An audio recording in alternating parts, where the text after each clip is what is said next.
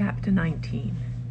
The next day opened a new scene at Longbourn. Mr. Collins made his declaration in form, having resolved to do it without loss of time, as his leave of absence extended only to the following Saturday, and having no feelings of diffidence to make it distressing to himself even at the moment, he set about it in a very orderly manner, with all the observances which he supposed a regular part of the business. On finding Mrs. Bennet, Elizabeth, and one of the younger girls together soon after breakfast, he addressed the mother in these words: "May I hope, madam, for your interest with your fair daughter Elizabeth, when I solicit for the honour of a private audience with her in the course of this morning?"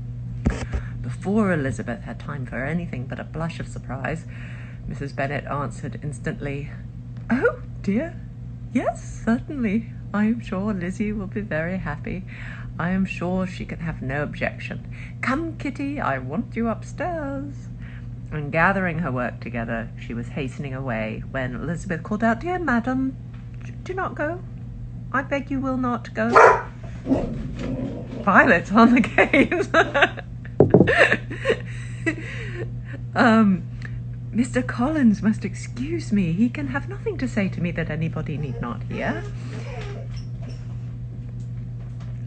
I am going away myself. No, nonsense, Lizzie. I desire you to stay where you are." And upon Elizabeth's seeming really, with vexed and embarrassed looks, about to escape, she added, "Lizzie, I insist upon your staying and hearing Mr. Collins." Elizabeth would not oppose such an injunction, and a moment's consideration making her also sensible that it would be wiser to get it over with, to get it over as soon as quietly as possible, she sat down again and tried to conceal by insistent employment the feelings which were divided between distress and diversion. Mrs. Bennet and Kitty walked off, and as soon as they were gone, Mr. Collins began: "Believe me, my dear Miss Elizabeth, that your modesty, so far from doing you any disservice, rather adds to your other perfections.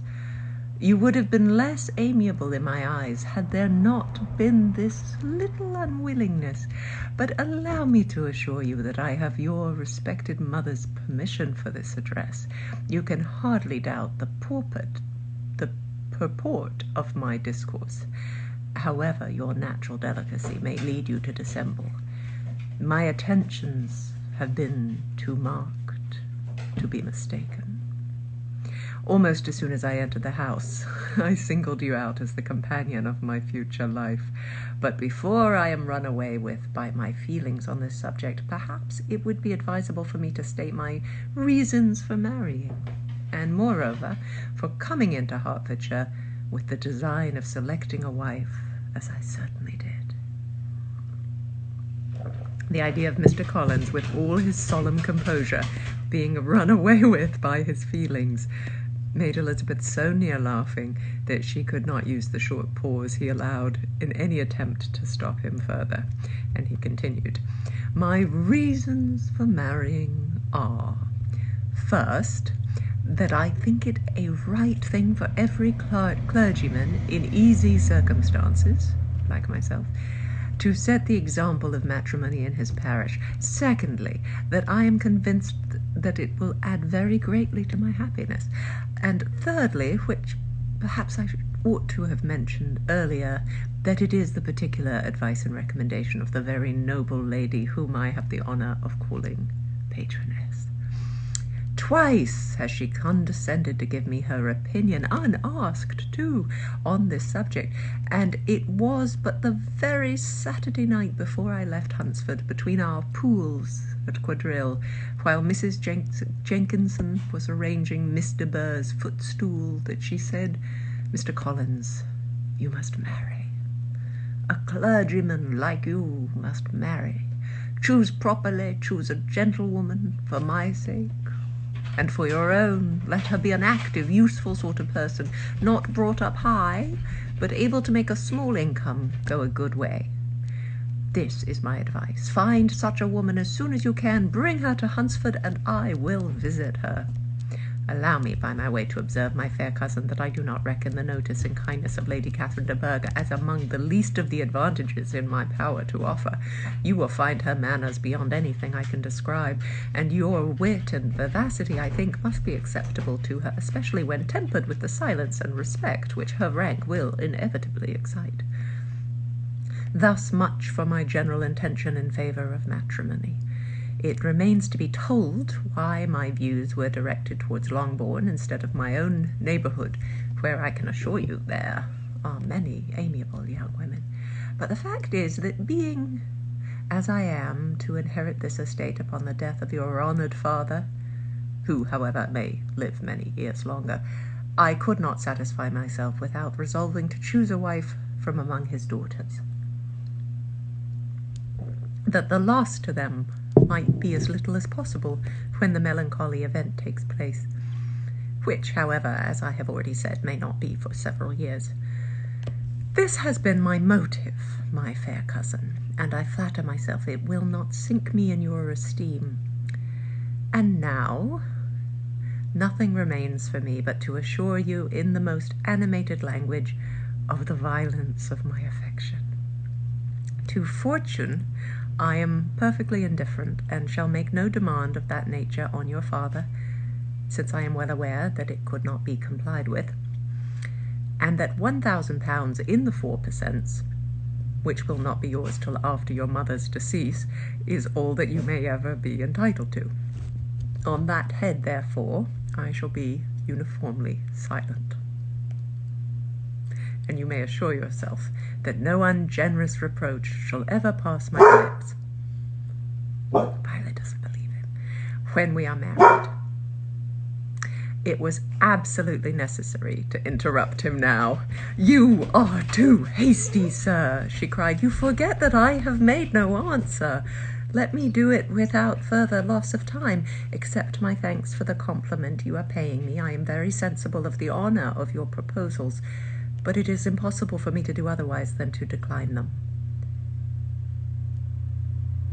I am not now to learn," replied Mr. Collins, with a formal wave of the hand, "that it is usual with young ladies to reject the addresses of the man whom they secretly mean to accept, when he first applies for their favour, and that sometimes the refusal is repeated a second or even a third time.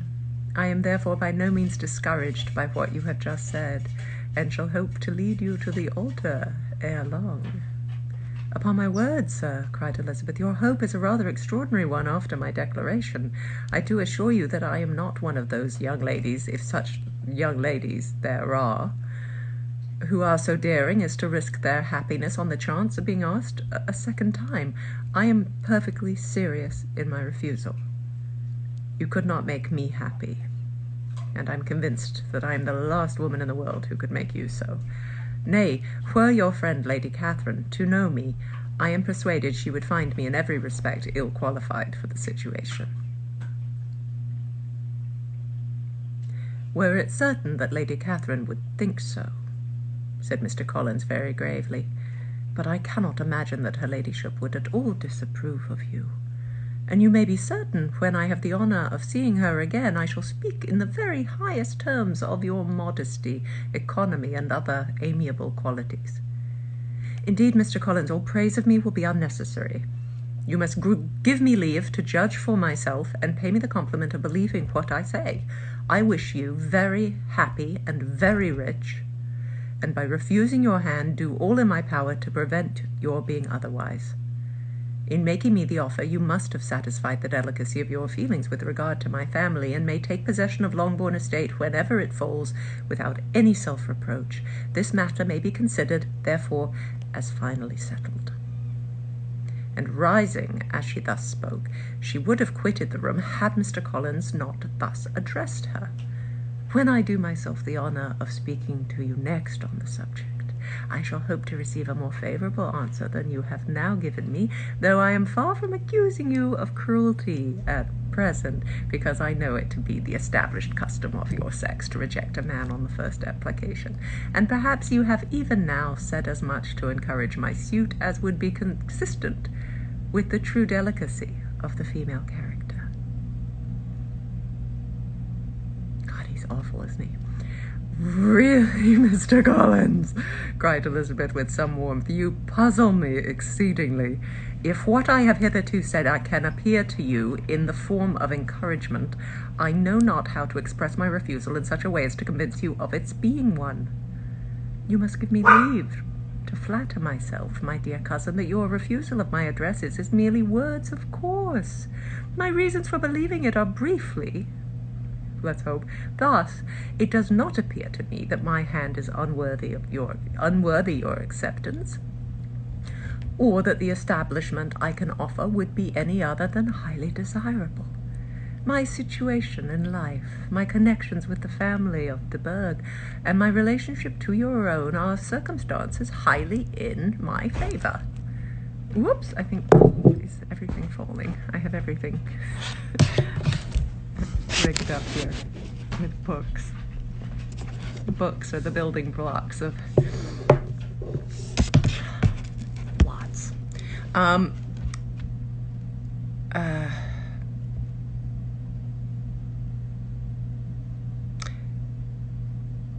And you should take it into further consideration that in spite of your manifold attractions, it is by no means certain that another offer of marriage may ever be made you.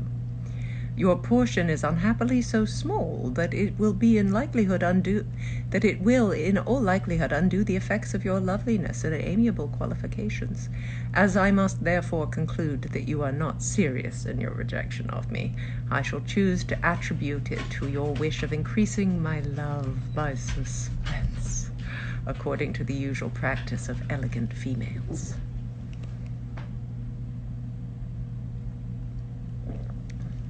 Time's up, Mr. Collins. I do assure you, sir, that I have no pretensions whatever to that kind of elegance which consists in tormenting a respectable man. I would rather be paid the compliment of being believed sincere. I thank you again and again for the honour you have done me in your proposals, but to accept them is absolutely impossible. My feelings in every respect forbid it. Can I speak plainer? Do not consider me now as an elegant female, intending to plague you, but as a rational creature, speaking the truth from her heart. You are uniformly charming, cried he with an air of awkward gallantry, and I am persuaded that when sanctioned by the express authority of both your excellent parents, my proposals will not fail of being acceptable. To such perseverance in wilful self-deception Elizabeth would make no reply, and immediately and in silence withdrew, determined, if he persisted in considering her repeated refusals as flattering encouragement, to apply to her father, whose negative might be uttered in such a manner as to be decisive, and whose behaviour at least could not be mistaken for the affectation and coquetry of an elegant female. Chapter 20. Mr. Collins was not left long to the silent contemplation of his successful love, for Mrs. Bennet, having dawdled about in the vestibule to watch for the end of the conference, no sooner saw Elizabeth open the door and with quick step pass her towards the staircase than she entered the breakfast-room and congratulated both him and herself in warm terms on the happy prospect, or their nearer connection. Mr. Collins received and returned these felicitations with equal pleasure, and then proceeded to relate the particulars of their interview, with the result of which he trusted he had every reason to be satisfied, since the refusal which his cousin had steadfastly given him would naturally flow from her bashful modesty and the genuine delicacy of her character. This information, however, startled Mrs. Bennet. She would have been glad to be equally satisfied that her daughter had meant to encourage him by protesting against his proposals, but she dared not believe it, and could not help saying so. But depend upon it, Mr. Collins, she added, that Lizzie shall be brought to reason. I will speak to her about it directly. She is very headstrong, foolish girl, and does not know her own interest, but I will make her know it. Pardon me for interrupting you, madam, cried Mr. Collins, but if she is Really headstrong and foolish, I know not whether she would altogether be a very desirable wife to a man in my situation, who naturally looks for happiness in the marriage state. If therefore she actually persists in rejecting my suit, perhaps it would be better not to force her into accepting me, because if liable to such defects of temper, she shall not contribute much to my felicity. "Oh, sir, you quite misunderstand me," said Mrs. Bennet, alarmed. "Lizzie is only headstrong in such matters as these. In everything else she is as good-natured a girl as ever lived. I will go directly to Mr. Bennet, and we shall very soon settle it with her, I am sure." She would not give him time to reply, but hurrying instantly to her husband, called out as she entered the library, "Oh, Mr. Bennet, you are wanted immediately. We are all in an uproar.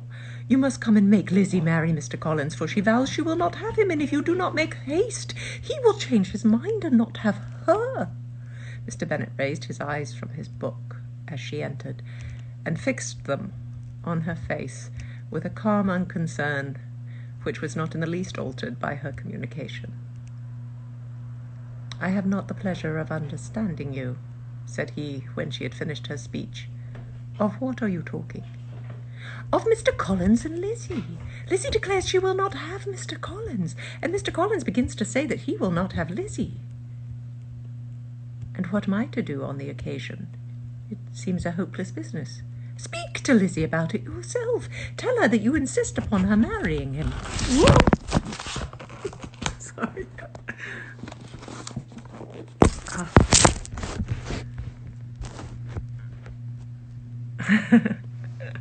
Okay. Where are we? "Speak to Lizzie about it yourself. Tell her that you insist upon her marrying him. Let her be cooled down. She shall hear my opinion." Mrs. Bennet rang the bell, and Miss Elizabeth was summoned to the library. I love you too. "Come here, child," cried her father as she appeared. "I have sent for you on an affair of importance. I understand that Mr. Collins has made you an offer of marriage. Is it true?" Elizabeth replied that it was. "Very well. And this offer of marriage you have refused?" "I have, sir." "Very well. We now come to the point. Your mother insists upon your accepting it. Is it not so, Mrs. Bennet?" "Yes, or I will never see her again." "An unhappy alternative is before you, Elizabeth. From this day you must be a stranger to one of your parents. Your mother will never see you again if you do not marry Mr. Collins, and I will never... how to mess up a joke connection.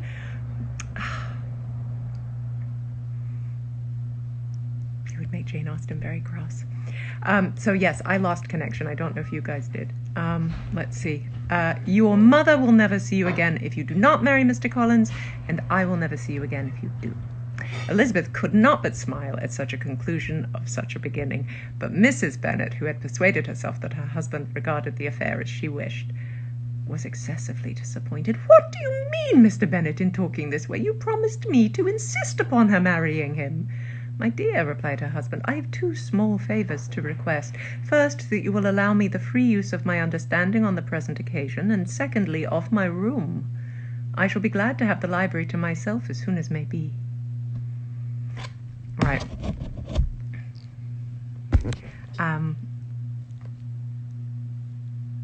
Thanks, guys, for coming and listening. And I hope you have good days. Hang in there, stay home. Wash your hands.